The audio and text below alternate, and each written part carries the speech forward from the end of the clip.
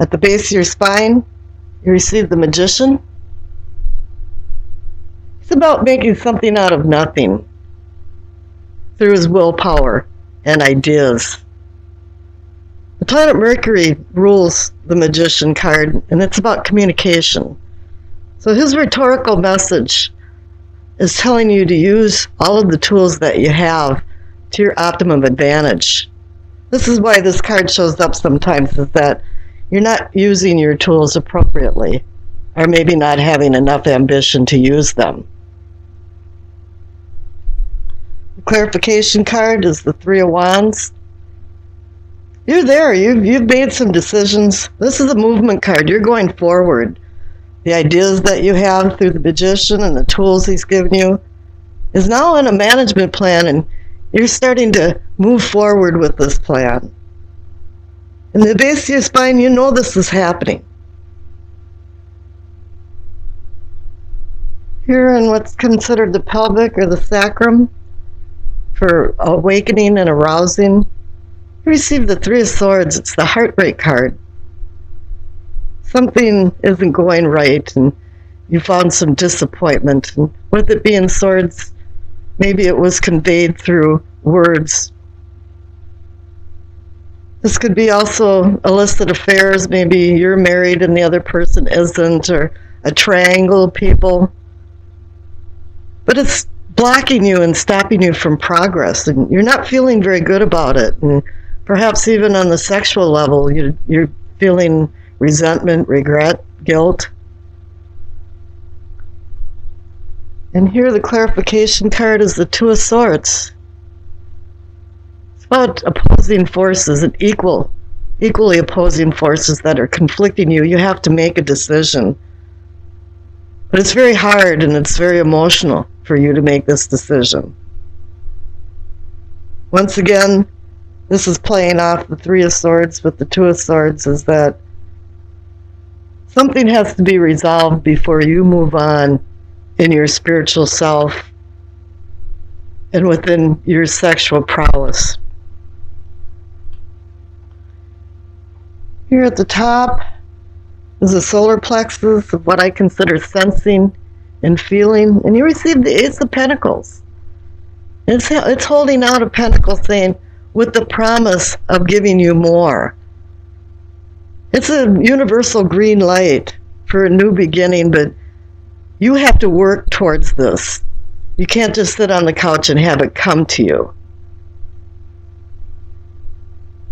And I think this is also working off the Magician and the Three of Wands, is that this is a new beginning, and this is saying, yes, you have a new beginning. Well, let's see what the clarification card is. You got the Page of Wands. He can herald new beginnings and chances and opportunities, but he's very young and immature, and he can overlook details and make poor decisions. And I think this card is warning you with the Ace of Pentacles to slow down a little bit and make copious plans and make sure you know what you're going to do the next 2 or 3 moves ahead so you don't make any mistakes. Now here in the heart of the matter is the Ace of Swords. This is a funny new beginning card because it can hurt or harm. It can destroy or rebuild. It's really up to you. But it also has to do with communication, like the Magician. And the Swords here are communication too. So Swords is air and words. So something is coming up, new beginning, offering you opportunities. This is the heart of the matter. And here, the clarification card is the Knight of Pentacles. Once again, you're offered pentacles. But this knight is one of the slowest moving knights. He plods along, and as he goes along, he accumulates things. So it's telling you here, the Page of Wands, to slow down, and here too, that it's not going to happen overnight. You just have to slow down, pay attention, and keep track of the details. Down here in the throat, or what I consider communicating and teaching, is the Nine of Wands. He's fortifying himself. He's been through some battles, and perhaps this has to do with the Three of Swords and the Two of Swords, that there was some types of disappointments, and you know that it's not over yet. You're just fortifying yourself and having a respite between battles, and you're going to have to go back out and battle with this. And a lot of this, even though this is a wand, it seems like a lot of this has to do with communication. The clarification card. Oh, there it is. The Magician. Just in case you missed it, you have two Magician cards. So he is teaching you. He is communicating to you. And you're required to learn his messages and also to use the tools that he offers you. Up here in what's considered the scene or envisioning, the Queen of Wands. You envision yourself as a very independent person, or this could be somebody that's in your life or walking into your life, with it being Wands and fire energy. You know, it could be Aries, Leo, Sagittarius. But a lot of times I find that that's not really true. It's usually somebody that's carrying those types of traits, because I believe we change our traits all the time. But she can make good decisions, but they're fury decisions, and sometimes she gets involved in things and too entangled in it that it goes up an octave in intensity. And I think with the Knight of Pentacles and the Two of Swords, and it's telling you to slow down, make some good decisions. Clarification card is the Ace of Wands. There again, you have a new beginning. You have three aces in this reading. It's telling you it's a new beginning. Things are stirring around, and the primordial goo is starting to congeal into something solid from the Magician. Up here in the crown, it's the Ten of Cups. It's knowing and understanding. You're understanding that you're feeling some happiness all of a sudden. Things are changing and falling into place, it appears. And you can glimpse a bit of heaven on the other side of the cups. It's shared happiness, no. You can be happy within yourself, but you have to share it with other people. And I think this is the message, too, is that there's a lot of communication here, so you are sharing. And here the clarification card is the Five of Cups. There was disappointment. And I think it has to do here with your spiritual awakening and sexual prowess. And here, too, with the Nine of Wands, there's been some disappointments and battles. Mostly it appears through some type of communication in words. Your past card is the Two of Pentacles. You got another Pentacle card, but it says that the past, you've been juggling a lot of things, which makes sense here. You've got, the magicians, and you're moving forward with ideas from the Three of Wands. And I think what you've mainly been doing is juggling ideas around and trying to solidify them and make them go forward. And it appears from all of this is that they are. You are moving forward, but slow down. Make sure you know where you're going. The future card, couldn't get any better than that, is the Wheel of Fortune. It's an upswing of fortune. It's telling you, yes, you've been in some down times, and I think there has been some disappointments. But it's going to be better, and you're moving forward. And you're going to have luck involved in it, too. What was it that you can... A grain of luck is worth more than a field of rice? Here, at the bottom of the deck is the feeling, or more the energy of the reading, or the outcome, and you have the Empress. The Empress can be about sensual feelings and sex. And here, that's where you got stopped over here with the Three of Swords and the Two of Swords. But she can also be about fertility and the birth of something, a project, an idea. And I think with having the two magicians, this is what's been going on, is that you're now on the cusp of quite a few new things, and it has to do with making money, extending your ideas out into the conscious world. and you will have luck in March with that.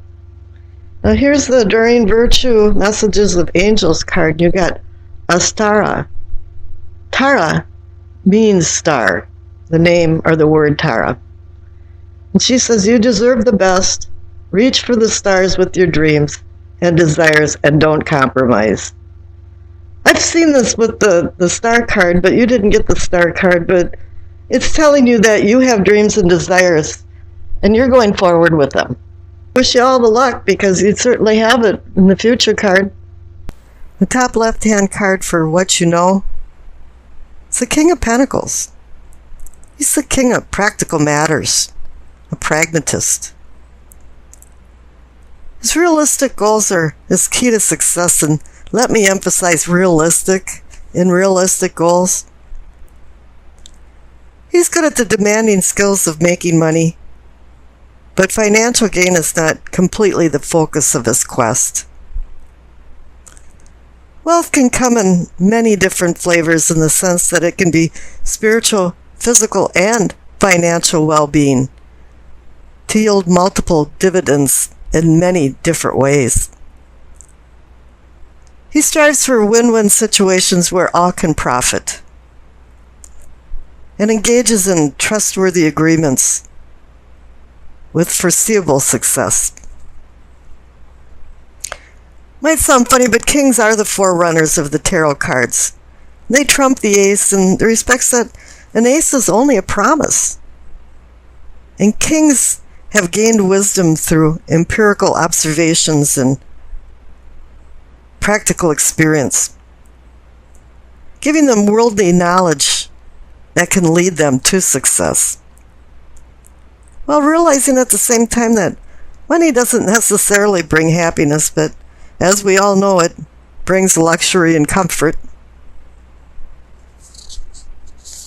The clarification card is the Ten of Pentacles. It's the happiness card, so whatever the king had done, it did bring happiness, and now it's giving you a feeling of a respite of stability and contentment. It's like you've feathered a nest into a temporary comfort zone. However, 10 is the number of endings and new beginnings and a rebirth sense, and it appears that it's time to shake things up a bit and move on. You've hit an equilibrium, and now you seek a new equilibrium. In the interim, you know and you actually expect that there should be some disorder. Everything goes from disorder to order, and order to disorder. This is what in physics they call entropy. This is also a brief chemical stability in chemistry. Once the system is disrupted, then the equilibrium seeks a new one. In what can be or is yours, you receive the Nine of Cups, the Wish card. Luck can be or is yours.